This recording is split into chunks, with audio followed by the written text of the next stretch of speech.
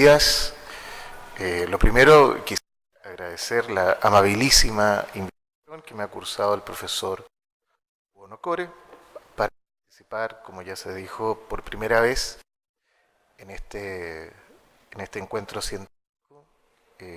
Invitación que además me ha honrado por, por el alto nivel científico que tiene este encuentro. Eh, Como se indicó, yo soy economista, mi objeto de estudio es el derecho, ¿no? No soy historiador y quizás explicará muchas habilidades, pasaré a decir. Me propongo hablar sobre la incertidumbre del texto, el texto jurídico, como un factor de siempre en el contexto de la experiencia jurídica romana. Debo, eso sí, para comenzar y plantear el problema, debo dar un rodeo para luego entrar in res con lo que quiero decir. Planteo una pregunta. ¿Qué función están llamados a cumplir ante la sociedad que promueve su generación o interpretación los textos jurídicos? Es preciso distinguir, a propósito de esta pregunta, que ella específicamente por la función y no por el sentido de los textos. Si se tratase de esto último, el carácter de la respuesta sería hermenéutico, que ella dependería de la lectura de ese texto y de las premisas ideológicas que ella fuese hecha. En cambio, la pregunta por la función de los textos es un problema diferente en cuanto exige examinar no solo el contenido del texto, sino de establecer algún grado de relación de ese contenido y las condiciones bajo las cuales la aparición ha tenido lugar. Lo que es lo mismo, exige el texto en función del problema que está llamado a resolver en un tiempo determinados. Es a esta interrogante a la que quiero hacer mención, merced a la adopción de una perspectiva de análisis que privilegia la mirada del derecho romano como un sistema. Esta perspectiva no es en absoluto específica. Las opciones de la romana van desde la posición de quienes niegan o se a toda posibilidad de considerar al derecho romano como un sistema, hasta la de quienes, aceptándola, ensayan distintas posibilidades. Así, por ejemplo, y solo por nombrar a unos romanistas que aceptan esta posibilidad, el derecho romano adquiere una definición sistémica en cuanto él mismo es el intelectual de un conjunto de operaciones mentales desplegadas por los romanos que lo dotan de coherencia y autarquía en relación con su entorno. Se trata de un no ahora entrar, poniendo de relieve, eso sí, que en mi opinión nada obsta para aplicar el derecho romano de sistema, lo que implica dotar al derecho de algunas características entre las que la de funcionar con un alto grado de autonomía con respecto a la sociedad, respecto a la cual es un sistema. La autonomía no se opone, desde luego, a la consideración de la función del derecho, sino que describe uno conforme a los cuales debe mirar el derecho con la sociedad. En la perspectiva que defiendo, dentro de la sociedad coexisten prácticas sociales y textos. Y estos se diferencian de otras prácticas y textos en razón de determinadas características reunidas y sintetizadas en la idea. Nos referimos a las costumbres y a los textos jurídicos. Las primeras, como los últimos, su razón de ser en la búsqueda de respuestas a los problemas a los que debe hacer frente la sociedad. Cada problema podría ser configurado como una pregunta cuya respuesta debiera encontrarse en uno de aquellos textos o prácticas. Por consiguiente, la lectura de dicho texto o la comprensión de las prácticas que he aludido representan el momento en el que se encuentra o detecta la respuesta al problema. El sistema jurídico incorpora como insumo los problemas planteados por la sociedad. o el entorno, a un proceso de análisis y los devuelve en forma de respuesta. La iteración garantiza la subsistencia del sistema jurídico. Con todo, si nos detenemos a observar cómo funciona el mecanismo en el cual las prácticas o los textos son comprendidos, constataremos también la existencia de un tercer elemento, la de aquel sujeto cuya función dentro del sistema jurídico es realizar las operaciones de comprensión de prácticas y textos. Me refiero, como es lógico, al jurista, cuya es eminentemente interpretativa. Debe notarse que aunque la lectura de un texto jurídico cualquiera puede ser realizada por cada uno de los integrantes de la sociedad, al ser al jurista pasa a ser configurada desde ese momento una función especializada y socialmente relevante. De ahí que la solución a los problemas planteados dependa del grado de eficacia con que desarrolle el jurista su función de intérprete. Hasta ahora he venido hablando de prácticas, pero creo que resulta conveniente centrar la atención en estos últimos, puesto que la historia del derecho occidental les ha conferido un mayor peso en la organización social y en atención a que una parte significativa de los problemas interpretativos principalmente con la lectura de texto antes que con las prácticas. De ello, hay que hacer notar que el texto jurídico no es ni representa tan solo la forma escrita de un contenido, sino que al mismo tiempo vuelve condición de validez de dicho contenido. A su vez, los problemas cuya solución buscamos en un texto jurídico someten a este una dinámica de enfrentamiento con las posibilidades interpretativas de su sintaxis, al punto de transformar al texto en lo que se ha descrito como el contexto, cito a Luhmann, el contexto de su propia interpretación. Lo que lleva a pensar que en la medida que son posibles interpretaciones de un mismo tipo, cada caso o problema específico se transforma de acuerdo a las posibilidades. De ahí que me interese en este trabajo orientar el análisis primeramente hacia la noción de texto jurídico y su aparición, en cuanto es el presupuesto de la comprensión del jurista y de la noción de cada texto. El texto y la incertidumbre. He afirmado como condición de validez desde una perspectiva más sociológica que jurídica, puesto que tiene que ver con la escritura en cuanto factor de eliminación de inseguridades. La es más o menos sencilla. De resolver cuestiones complejas, entonces la base de los conocimientos debe ser incuestionable. La afirmación anterior es válida para todo derecho. Entonces el derecho romano en cuanto a sistema jurídico debiera de proveer ejemplos que permitan confirmar la tesis que asigna a la escritura la función de eliminación de inseguridades. En lo que sigue, tendré ejemplos de lo que a mi juicio constituyen genuinos supuestos de situaciones de incertidumbre acerca del texto en el que coincide la eliminación de seguridad fijación de un texto. En la primera mitad, lo segundo después de Cristo, es decir, de la época clásica tardía del derecho romano, en la mitad,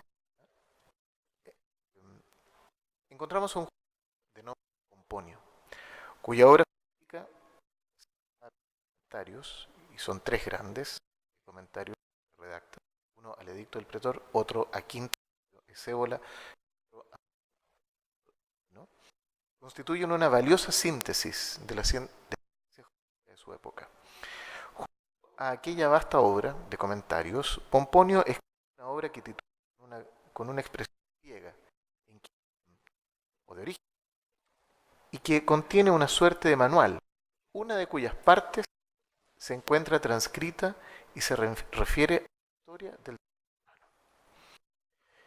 Al tratar de la monarquía, Pomponio se dedica a la descripción de un suceso cuyo contenido no es que un problema relativo a la certidumbre del conocimiento de hecho de cómo una sensación que sería conocida por la posteridad como el Jus Papirianum, contribuyó al menos por tiempo a resolver las inquietudes relativas a este problema. Cito: en los inicios de nuestra ciudad, el pueblo crear actos sin ley sin derecho, sin ley cierta, sin iure pomponio. Y todos los asuntos eran por mano del rey. Anteriormente, habitantes de la ciudad, fue esta dividida por Rómulo en partes, llamadas curias, por cuanto ahora se hacían cargo del cuidado de los asuntos públicos a través de deliberaciones. De este modo, el mismo al pueblo realizado algunas leyes, las conservadas en el texto papirio, quien fuera uno de los hombres prominentes en los tiempos de Tarquino el Soberbio, hijo de Corinto. Este libro, como se ha indicado, ha sido derecho civil papiriano, no papirio alguna cosa, sino porque, y después, coloca en conjunto leyes aprobadas sin orden alguno. Y agrega: posteriormente, estas leyes cayeron en desuso y el pueblo comenzó por seguro a hacer uso de un derecho costumbres antes que de la ley, y todo ello ocurrió por casi 20 años. Cierro la cita. Palabras utilizadas, me refiero a la sine lege certa, ne jus incerto iure, presentan con claridad el problema de la incertidumbre del estatuto conforme al cual regir las acciones. Puede observarse que Antonio describe etapas bien diferentes. Una etapa de promulgación de leyes por parte de los comicios por curias, a proporcionar, lo que equivale a la reducción de la incertidumbre en medio de la generación de textos. En tercer lugar, una etapa de sistematización, operación que es descrita como colocar en conjunto ordenadamente lo que ha sido aprobado y no uno.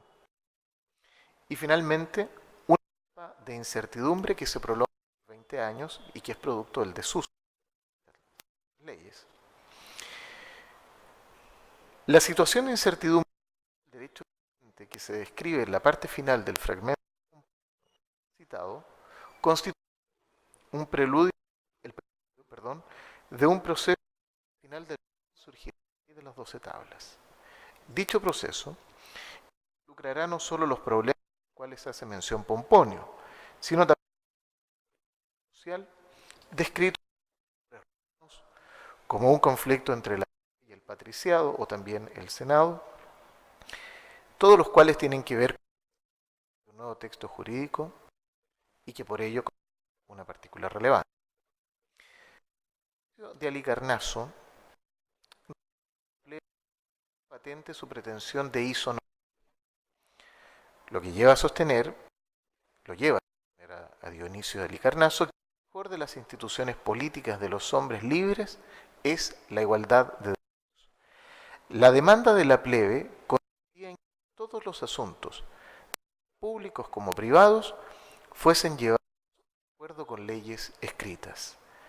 Pero agrega nuestro autor que, cito, en aquel tiempo no existían aún entre los romanos igualdad de la ley ni de derechos.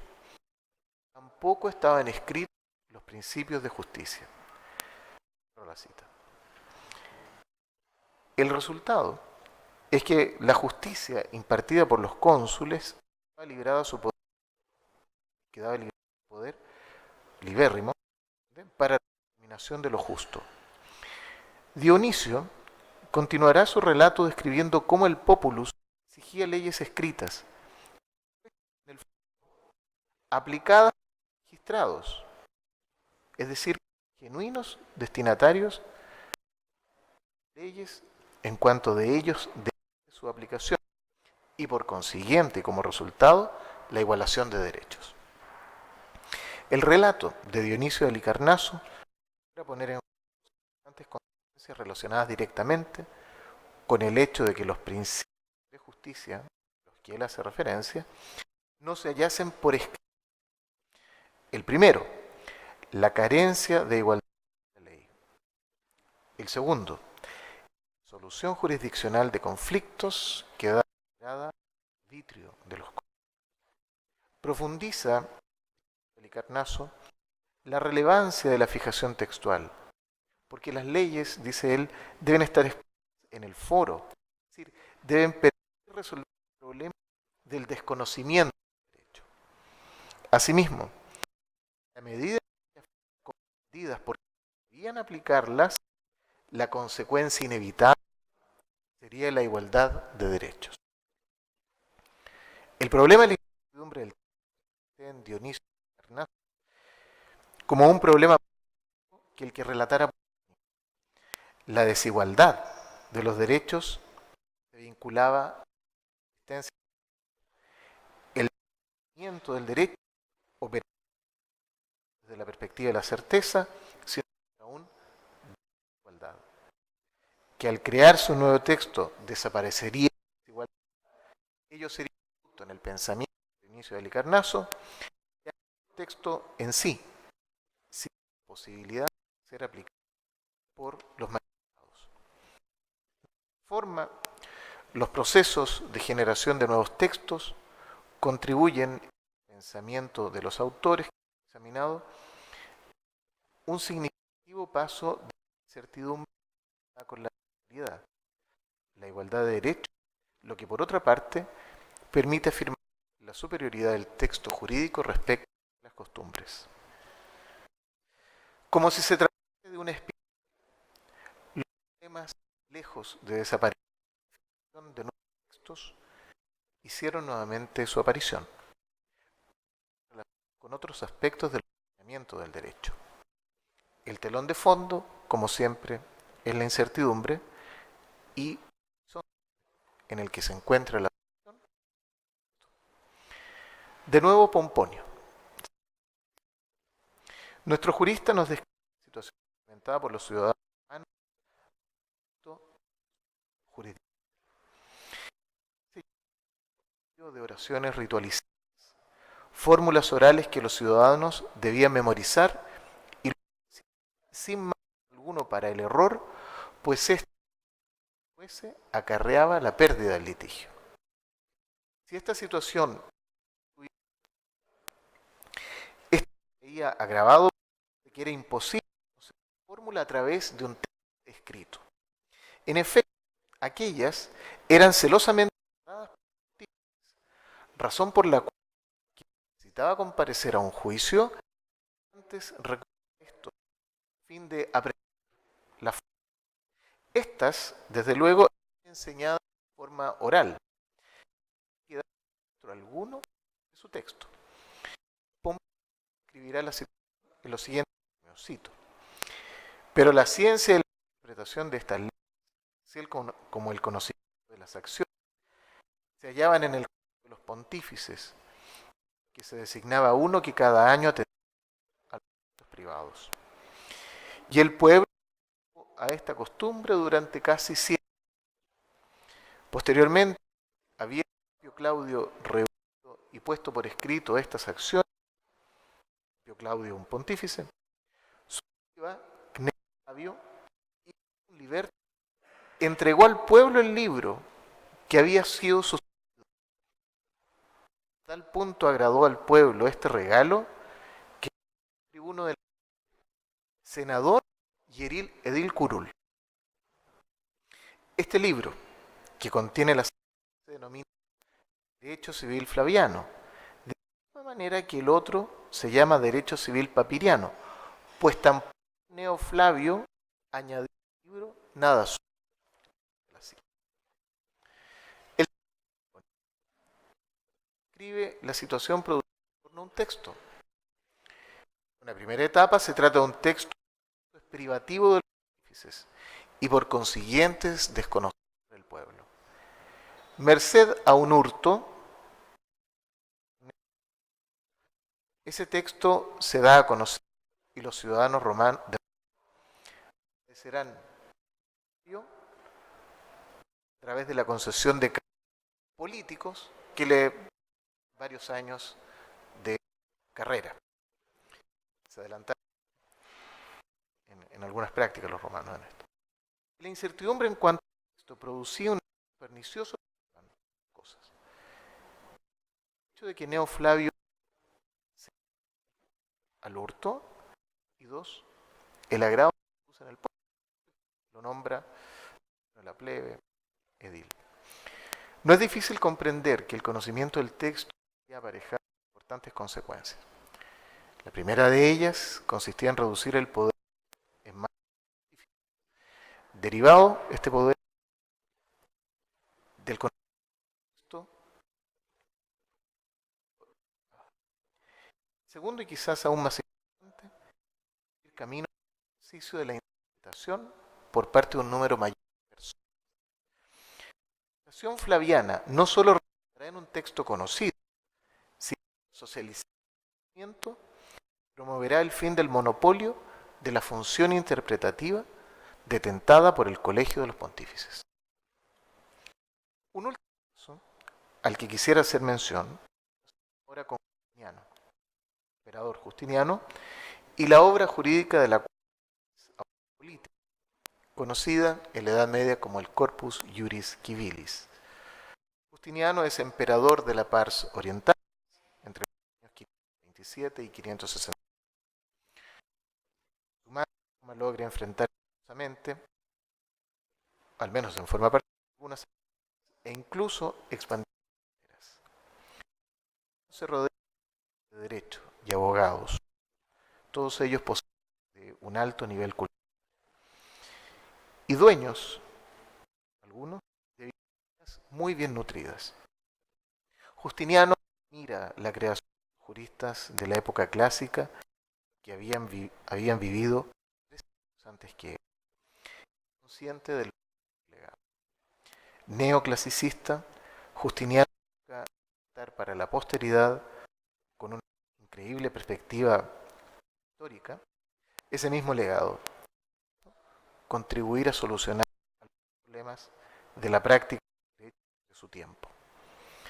La primera tarea que emprende Justiniano es crear constituciones imperiales, puesto que, en sus palabras, nuevamente, nada hay más digno de atención entre todas las leyes por las cuales se pone en orden humano y se evita toda injusticia. Viendo nosotros el caudal de todas las leyes, desde los tiempos de Rómulo, difuso, que no tenía límites, había capacidad humana que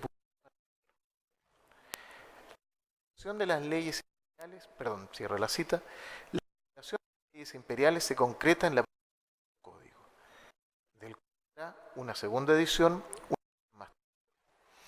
Finalizada esta idea, Justiniano se propone recopilar las listas romanos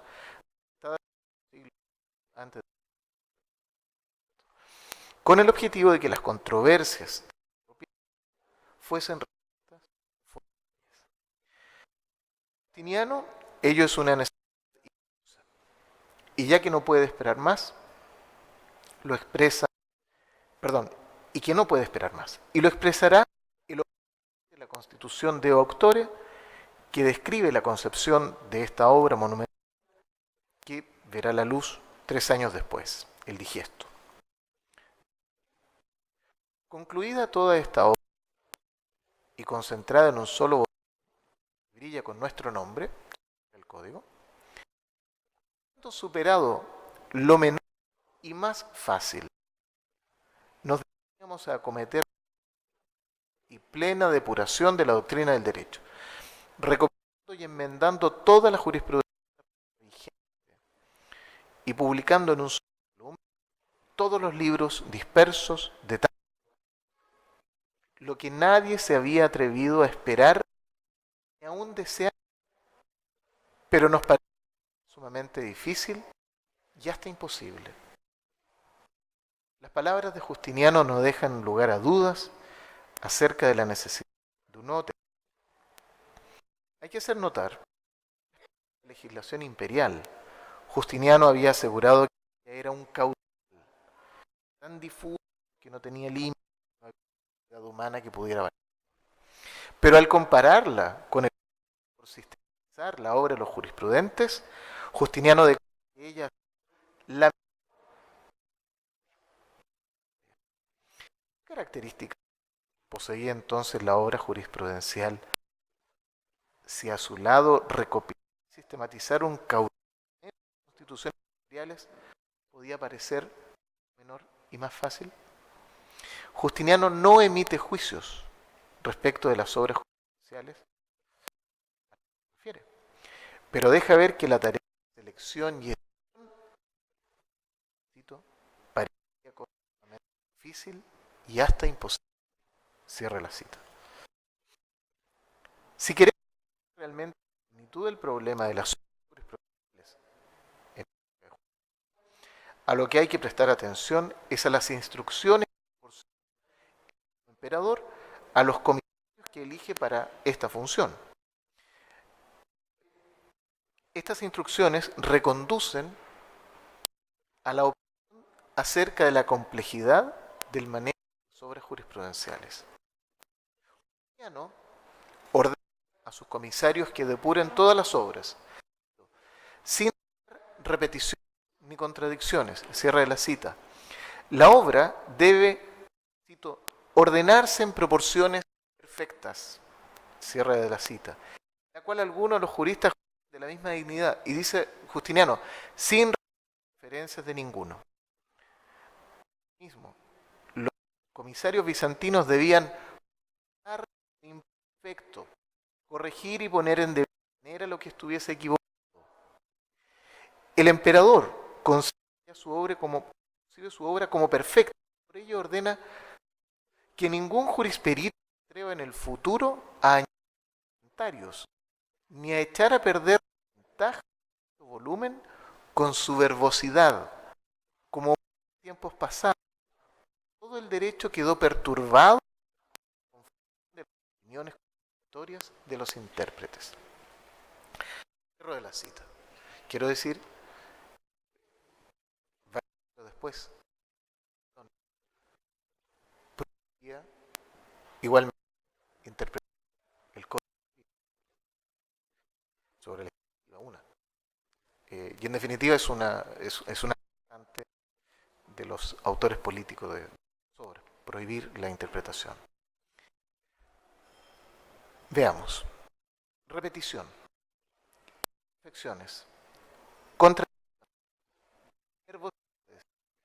algunas de las características del caudal de obras jurisprudenciales hacían práctica la aplicación de los mismos a la praxis jurídica de entonces.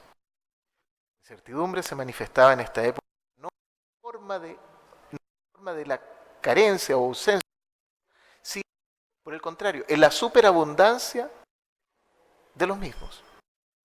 Los perniciosos efectos de esto en el terreno de la aplicación del derecho que interesa a Justiniano son asimilados a la incertidumbre que supone la ausencia de un tiempo y por lo mismo parecen exigir su reemplazo nuevo que, supliendo sus defectos, responde a las exigencias que su época tiene previsto imponerle.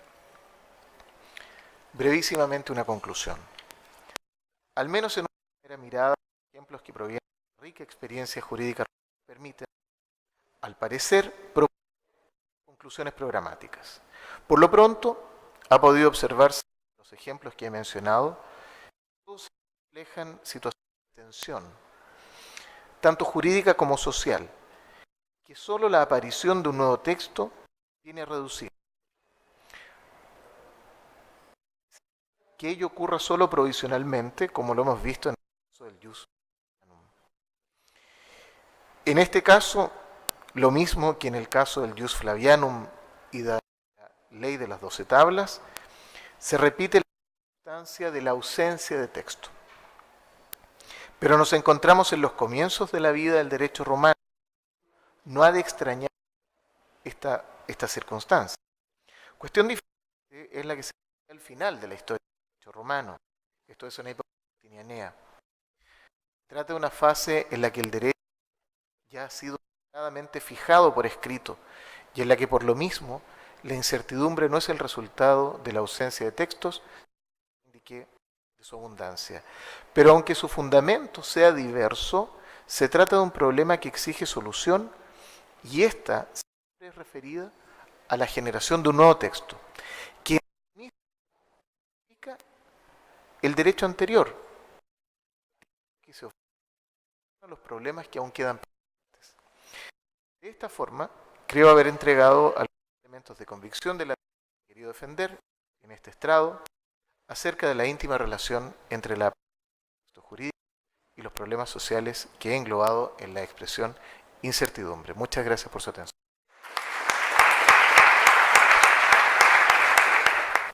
Grazie, naturalmente. Io volevo chiederle una cosa.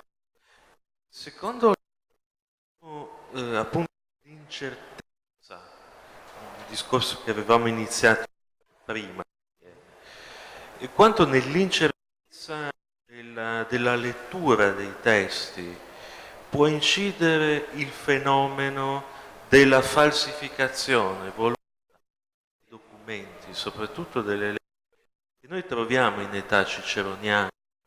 Cicerone nel leggi dice che le leggi sono quelle che i nostri paritores ci dicono essere.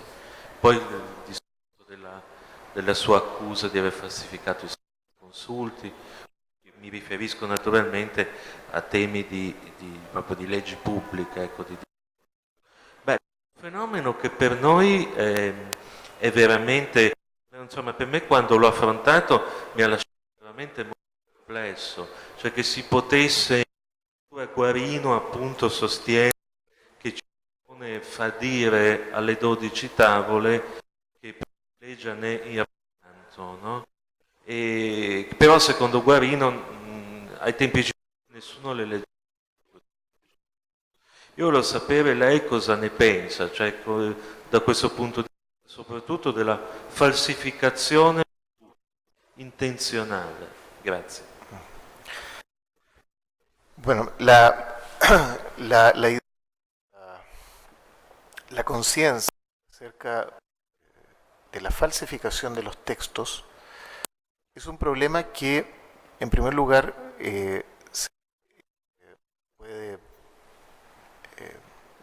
vislumbrar más en los oradores que en los juristas. Los juristas suelen no hacerse cargo de ese problema. La falsificación de los textos en el plano del análisis de la Justiniano, y él, a pesar de que no hace esto, es una tradición que viene del año 426, la ley de Valentino III, que precisamente se hacía cargo del problema de la falsificación. ¿Por qué? En la época, ya en el siglo V después de Cristo, los abogados debían alegar con obras jurisprudenciales ante los jueces. Entonces, un abogado, pongamos por caso, citaba a un jurista, citaba una determinada obra.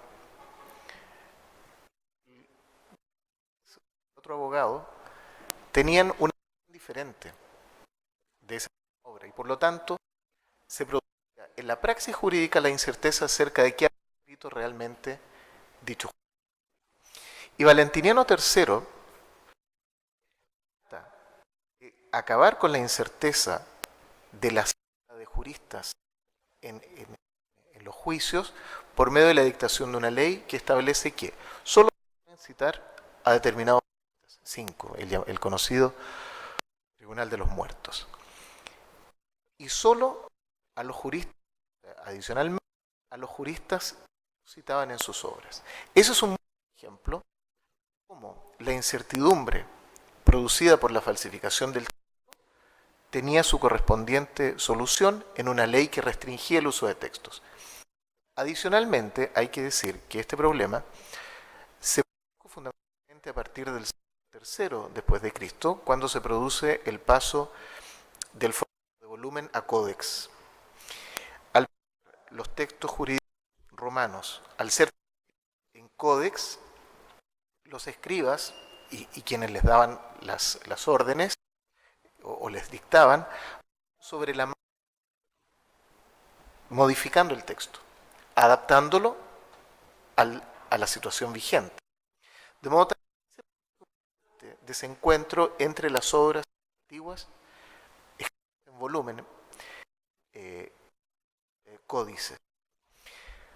Hay quien piensa que Justiniano pudo resolver este problema gracias a que sus propios comisarios bizantinos, estos profesores de los lados, tenían bibliotecas con volúmenes y no solo códices, de modo tal que ellos conocían las obras originales o tuvieron la oportunidad de conocer las originales. De modo tal que, si bien Justiniano no aborda el problema de la falsificación, aborda el problema de la autenticidad de los textos como expresión de incertidumbre, en efecto lo soluciona directamente por la selección de los hombres que trabajan con él y que tienen acceso a fuentes no falsificadas. Esto último, debo decir, cuenta con menos evidencias, es una hipótesis hasta ahora defendida por Romain, que pareciera algunos precedentes dado el rico entorno cultural de la y del jurídico. Eso es lo que podría responder acerca de su pregunta. Y efectivamente un trabajo muy completo. Hace muchos años que ya se solucionó entre la arqueología y la historia. Sabemos aquí, eminentes arqueólogos, hemos conversado del tema varias veces. Este divorcio prácticamente la primera mitad del siglo XX, en el cual la arqueología descalifica por los historiadores, digamos, que se sostenía que no tenían una forma de eran solo los bienes materiales, resuelto porque hoy día se estudia de otra manera y por lo tanto los historiadores son la mayoría de las veces arqueólogos y arqueólogos tienen una formación lo que conversábamos hace poco rato, el tema de la historia y el derecho y los romanistas. Ayer conversábamos esta dificultad que somos los que nos dedicamos a la historia política, en que entramos en esta frontera entre el mundo ya jurídico propiamente tal y la interpretación histórica. ¿Por qué te traigo a colación esto? Porque la no interpretación inadecuada, y eso es justamente lo que tenemos que hacer nosotros. Entonces, ¿cómo solucionamos ese problema? Metodológicamente, una solución que no está dada, porque efectivamente hay un divorcio hoy día entre los humanistas y los historiadores. No porque no se quiera un acercamiento, porque efectivamente lo hay, sino de lenguaje y de... Sí, una solución tiene que ver en primer lugar con no la necesidad del derecho romano, pero sí un conocimiento un poco más exhaustivo de la metodología de los juristas romanos. Ellos pudieron elaborar, porque creo que en primer lugar colocarse en la mente de quien interpretó los textos, para luego uno entender bajo qué premisas. Si uno conoce la metodología de los juristas romanos, lo primero que advierte es que ellos tienen muy poco al texto. La interpretación del jurista romano es eminentemente creativa. a diferencia de la interpretación que hacemos los modernos, que es declarativa. Los juristas toman, por ejemplo, la ley de las tablas, que es el fundamento del derecho civil, y dicen, sí, como los antiguos, comienzan a hablar si se hubieran desentendido, como si hubieran separado completamente de agua, y empiezan a... Por eso, algunos historiadores, los juristas romanos fundaron el derecho, porque lo que ellos decían era esto. Me parece que para el historiador comprender y acercarse a la metodología de interpretación de los juristas puede de un elemento de análisis sumamente interesante, porque los juristas romanos también sobre premisas ideológicas que no son manifiestas, sino que hay que descubrir. Los juristas romanos, al parecer, manejan teorías acerca de la economía. Ideológicamente son proclives, y esto es objeto de un proyecto de investigación que yo ideológicamente son proclives a la ampliación del mercado, por ejemplo. Los juristas romanos tienden a favorecer, entre otras cosas, la creación de empresas, la proliferación de empresas y la ampliación de la explotación. Pero esas son premisas que se van descubriendo conforme uno va comprendiendo mejor la forma de razonamiento. Los romanistas tenemos una grave carencia en la formación histórica. Lo que estoy diciendo quizás para acercar a los historiadores al complejo mundo intelectual de los juristas romanos vale también para los propios romanistas. Es difícil para nosotros acercarnos incluso de historiadores latinos. El latín del historiador latino es más complejo que el jurista, mucho más complejo. Hay en el latín, además, una serie de factores que tienen que ver con la historia externa, que de no ser comprendidos en romanistas, tienen una dificultad a la comprensión de estos textos jurídicos. Por lo tanto, y para resumir, en mi opinión la clave está en mejor metodología de los juristas romanos, que es Alejandro Guzmán, que estuvo aquí el día lunes, dedicó un libro a la interpretación de las normas jurídicas en el derecho romano, que es básicamente metodología de juristas. Creo yo que ese es el núcleo de la cuestión. Creo que no hay ningún obstáculo, que la metodología, el examen del pensamiento de los juristas romanos fue una zona, digamos, romanistas e historiadores. Posible.